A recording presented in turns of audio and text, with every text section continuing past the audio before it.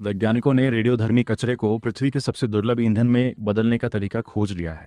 Fusion reactor deuterium और tritium की प्रतिक्रिया पर चलते हैं।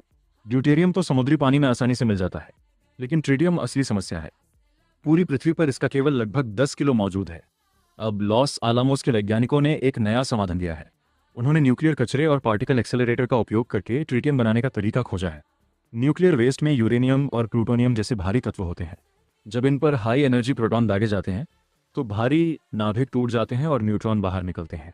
इन न्यूट्रॉनों को पिघले हुए लिथियम 6 पर भेजा जाता है। लिथियम 6 न्यूट्रॉन को अवशोषित करके दो हिस्सों में टूट जाता है। एक हिस्सा हीलियम 4 बनता है और दूसरा बन जाता है ट्रिटियम। पिघला हुआ लिथियम स्टम को ठंडा भी रखता है और बने हुए ट्रिटियम को बाहर भी ले जाता है।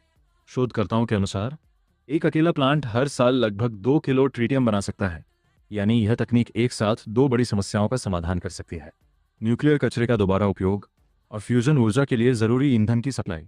शायद सच में एक इंसान का कचरा दूसरे इंसान का फ्यूजन फ्यूल बन सकता है। वैज्ञानिकों ने रेडियोधर्मी कचरे को पृथ्वी के सबसे दुर्लभ ईंधन में बदलने का तरीका खोज लिया है। फ्यूजन रिएक्टर ड्यूटेरियम और ट्रिटियम की प्रतिक्रिया पर चलते हैं। ड्यूटेरियम तो समुद्री पानी में आसानी से मिल जाता है, लेकिन ट्रिटियम असली समस्या है।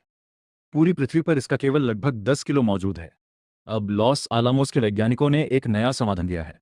उन्होंने न्यूक्लियर कचरे और पार्टिकल एक्सेलरेटर का उपयोग करके ट्रिटियम बनाने का तरीका खोजा है। न्यूक्लियर वेस्ट में यूरेनियम और प्लूटोनियम जैसे भारी तत्व होते हैं। जब इन पर हाई एनर्जी प्रोटॉन दागे जाते हैं तो भारी नाभिक टूट जाते हैं और न्यूट्रॉन बाहर निकलते हैं।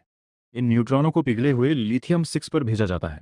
लिथियम 6 न्यूट्रॉन को अवशोषित करके दो हिस्सों में टूट जाता है। एक हिस्सा हीलियम 4 बनता है और दूसरा बन जाता है ट्रिटियम। पिघला हुआ लिथियम स्टम को ठंडा भी रखता है और बने हुए ट्रिटियम को बाहर भी ले जाता है। शोधकर्ताओं के अनुसार एक अकेला प्लांट हर साल लगभग 2 किलो ट्रिटियम बना सकता है।